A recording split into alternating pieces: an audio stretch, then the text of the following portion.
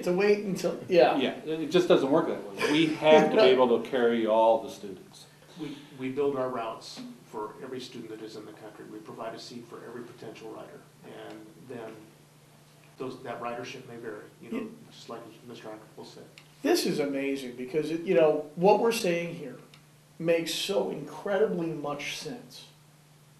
But I have to tell you, it's not, without a forum like this, I can almost guarantee that not a single parent would go, oh yeah, that's why they do it. Unless we say things, and this is why I'm really thankful that we have the opportunity right here to share some of these. And that's why I'm kind of jumping off a little bit off the topic. We went around to some of the clubs and stuff here in Fairfield when we were trying to get the residents of the Fairfield Community School District to agree to go to the statewide penny. And one of the things I started out with was the property taxes. I went around and talked. Now, you don't find too many superintendents starting out their discussions with, let's talk about your property taxes. But we are trying to watch and see that we can provide the best bang for the buck, and that we're trying to get ourselves in a position where we're not wasting money, where we can get as much of it as possible directed toward our mission.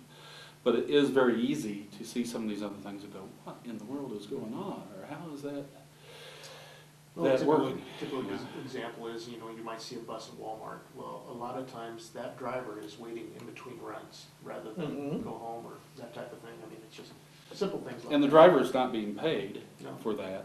It's just that the driver is going in there and having picking up a few things, or maybe having coffee at Hy-Vee or something. We're trying to be efficient with our drivers and our routes and that type of thing. And we do the same thing with the buses too. We allow the drivers some of them to take their bus home at night. They have it at their residence. We pay them a very small fee to plug it in so that they aren't out the electricity, because we do plug them in so we don't gel our diesel. But then they'll start at their house and come in because it's the most efficient way to run their route. We build our routes that way so that they are efficient. Yeah.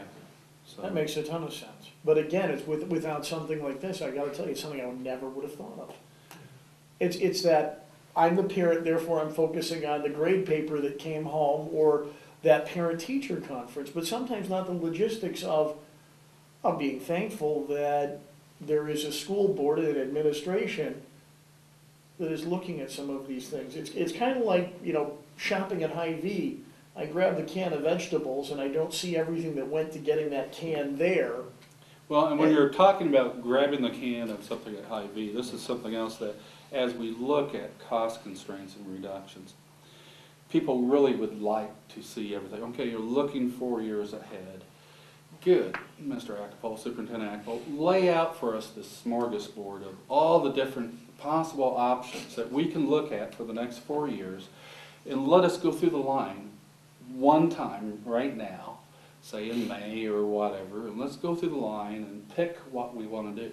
As long as your crystal ball is perfect, we're in good shape. Maybe today I feel like broccoli, and maybe tomorrow I feel like Brussels sprouts. But it doesn't work that way, because we're into so many different things right now. For example, again, we have 11 just elementary teachers that have applied for early retirement incentive. We don't know for sure if they will be accepted by the board until the 18th or the April board meeting, April 12th board meeting. So that adds, again, a whole level of, gee, what's going to happen? Also, the legislature this year is trying to work with the governor's budget. First off, the governor did not pass his budget to the legislators until close to the final day that he could, the end of January. At the same time, now the legislature is trying to figure out how to make this work. The governor had some numbers stuck in it of possible savings, and that was being treated as cash. If the legislators don't quite believe those figures, they have to substitute how they are going to get those savings.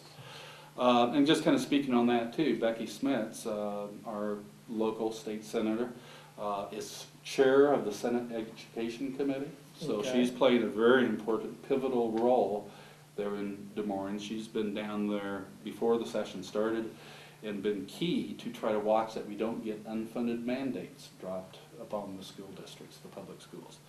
At the same time, Kurt Hansen, our new representative in Des Moines, is on the House Education Appropriations Committee. So again, he's playing a very important role there. And I commend both of our legislators for being willing to step forward and take some of those roles during a time that it's not a fun job. Same with the board members. It's not a fun time right now to try and figure out how to deal with some of these things.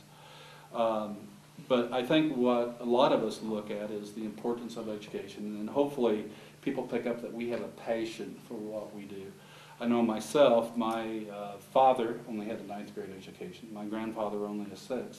If it wasn't for public education, I wouldn't be where I'm at. And I just have a real passion for what we do and what we are, American democracy in action, I think. And it's such an important part of the mobility and the upward mobility of, in the United States, you can make of yourself whatever you want to make of yourself. And our public school system is that cornerstone of that democracy. Wow. And because without that education, you're limiting yourself horribly. Oh, greatly. I did some research right before we went into the recession. If someone doesn't complete a high school diploma before the recession started, the unemployment rate was double that from having a high school diploma. Wow. At the same time, over the course of, and this is just, you know, if you retired at 55 and went into the workforce at 20, you earn over $250,000 more with a high school diploma than without. And those are Department of Labor statistics. It's so important today that kids have at least a high school diploma. And to me, that's only the beginning of either going into the military and learning additional skills, going into vocational, or going on to some kind of post-secondary community college or college. We have got to be globally, in this next generation, globally competitive. Manual labor jobs are leaving. I mean, even sanitation workers, you don't see now 2 or 3 people collecting garbage like you used to see. You tend to see a lot of times now one person running the truck and even a hydraulic lift picking things up and putting it in the back or something of that manner. The manual labor jobs are disappearing, the manufacturing disappearing. It's going to be very important that this generation has the creativity, the skills, the knowledge to be able to do the things to be globally competitive. And that is so key, is to maintain that competitive nature. As we draw to a close, gentlemen, is there anything else, this is going to be aired both locally in Fairfield and then also on the web available, to address the parents or to address the community at large as we come to a close? Is there just anything else you would like, it's kind of a neat forum to be able to address them directly. Is there anything you'd like just to say to the community, the parents? Well, one thing, we'd like to invite FPAC to come by the middle school and actually, look at the facility there and see the rooms, see the drop-off points and how we're going to separate all that. And even if I'm excited about that. Even if someone hasn't been able to come to one of the meetings and take the tour that Mike's been offering, Mr. Daly would be happy to have FPAC come and kind of show the rooms, and that would be a great way, I think, to get some information out. And probably too, as the district goes forward, now that we kind of seen a little bit more how this works, maybe we can come back and visit sometime in the future with additional items, because right now there's just a lot of things on the plate for public schools to deal with. Well, I'd like to say thank you from FPAC's perspective for allowing us to be part of the school board meetings, because being able to air that, it's amazing how many requests we have. When's that going to be on again? Between the school board and the city council, it's amazing with the transparency, people being able to see it. It's great, it brings up so many more questions. I love a forum like this because it allows us the chance to answer some of them. Agreed. So I would be thrilled to come do that interview, and I'd like to see us do something like this on a more regular basis. We'd be open to that. And I think it works out nice too, where I know the Fairfield City Council meets the same night the Right. board, the school board does. People can't be at both. So this way, no matter which way they go, even if they go to one of the other meetings, they can still